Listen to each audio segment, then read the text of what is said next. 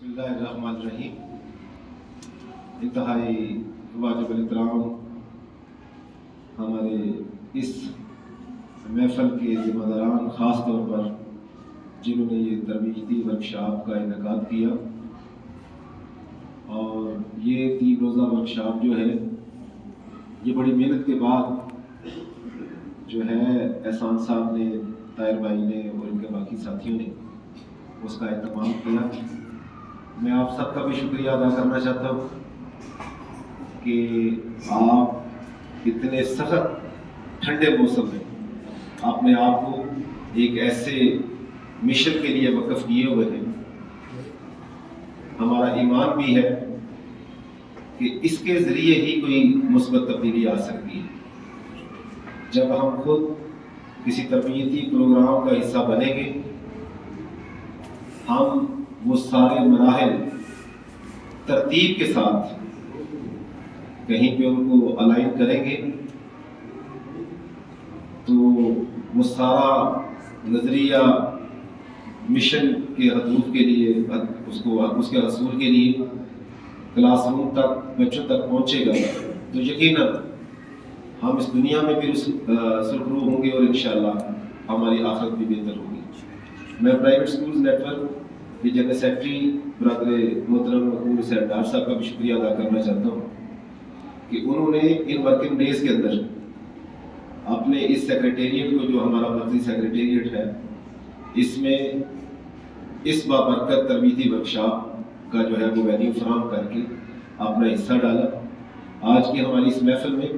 اسلام آباد board of education کے chairman Chaudhry Arshad صاحب بھی موجود ہیں۔ میں ان کا بھی شکریہ ادا کرنا چاہتا ہوں کہ وہ خصوصی طور پہ ہماری جو یہ ورکشاپ چل رہی ہے، آپ ساتھیوں سے ملاقات کے لیے حاضر ہوئے۔ میرا بھی یہاں پہ آنے کا مقصد آپ اہل علم و دانش کو کوئی بہت بھاری پروگرام آپ کے سامنے نہیں رکھنا۔ میں پچھلے 30 سال سے یہ چیز محسوس کر رہا ہوں، اپنی آرگنائزیشن کے اندر بھی، اپنے اداروں کے اندر بھی، اپنے اساتذہ کے اندر بھی اور اپنی کمیونٹی کے اندر بھی، کہ جتنی تیزی کے ساتھ طاقتی قوتیں ہمارے بچوں کو، ہمارے معاشرے کو، ہمارے نظام کو خراب کرنے کی کوشش کر رہے ہیں، ہم شاید اس کو روکنے میں یا اس کے بدلے میں اپنا جو دینی غلبہ ہے اس کو حاصل کرنے میں اتنی محنت نہیں کر رہے۔ یقیناً ایسا کام بہت ساری جگہوں پہ ہو رہا ہے، اور اگر ہو بھی رہا ہے تو اس کی آپس میں نیٹ ورکنگ نہیں ہے۔ ہم نے 30 سال پہلے اسلام آباد کے لو فی پرائیویٹ اسکولوں کی، یہ پرائیویٹ اسکول نیٹ ورک جب قائم کی تو مجھے خود اندازہ ہے کہ ہمارے نوجوان ساتھیوں نے جب اسکولوں کو ایک پلیٹ فارم پہ لانے کی کوشش کی تو بہت سارے اسکول مالکان یہ سمجھتے ہیں کہ نہیں، میں اکیلا ہی اس 4 دیواری کے اندر جو ہے وہ بہت کچھ کر سکتا ہوں اور بہت کچھ کر رہا ہوں۔ لیکن جب ہم اپنی گلی میں دیکھتے ہیں، اپنے محلے میں دیکھتے ہیں، اپنے علاقے میں دیکھتے ہیں تو 20-20 سال سے بھی درسگاہوں سے نکلنے والا ہمارا مٹیریل جو ہے وہ اس پیار کا نہیں ہے کہ وہ گھر کے سکون کو واپس لا سکے، وہ گلی کے اندر وہ ماحول پیدا کر سکے جو ہمارے قرون اللہ کے لوگوں کا ہمارے لیے وضع کرتا ہے، یا ہمارے اسلاف کا ایک صالح معاشرے کے لیے جو ہے وہ تشکیل کرتا ہے۔ تو میری آپ سب سے پرائیویٹ سکولز نیٹ ورک کے پلیٹ فارم سے بھی اور تربیہ کے اس بہترین پروگرام کے ذمہ داران کے پلیٹ فارم سے بھی یہ درخواست ہے کہ خدا ان 3 دنوں کو یقیناً یہ نوجوان ساتھی آپ کے ساتھ مل کے بہت بڑا کام کرنے کی طرف جا رہے ہیں، لیکن وہ ساری باتیں جو ان 3 دنوں میں آپ کے ساتھ شیئر ہوں، آپ کے ساتھ جو ہے وہ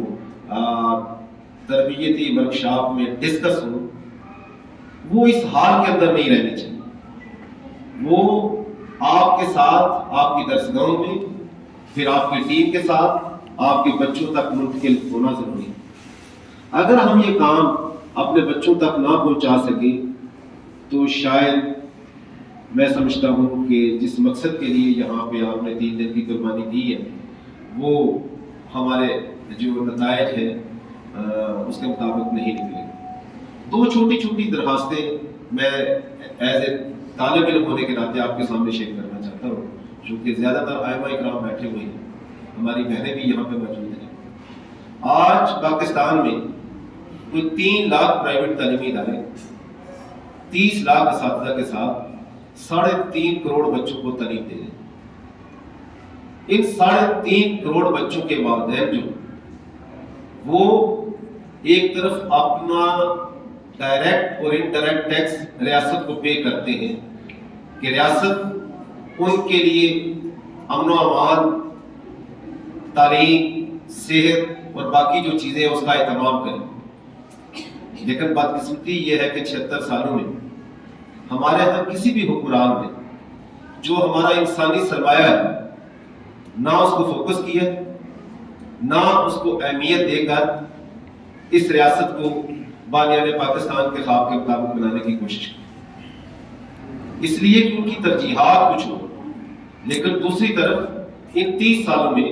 جو کہ 1985 سے پہلے پاکستان میں کوئی سنگل پرائیویٹ اسکول بھی نہیں تھا، جتنے تھے وہ 71 میں نیشنلائز کر لیے گئے تھے. اب 85 سے لے کر آج 2024 کا آغاز ہے، تو آپ دیکھ لیں کہ ان 30 35 40 سالوں میں ایک طرف یہ والدین ہمیں کنٹریبیوٹ کرتے ہیں، فیس دیتے ہیں، ان کا جو قیمتی اثاثہ ہے وہ ہمارے حوالے کرتے ہیں.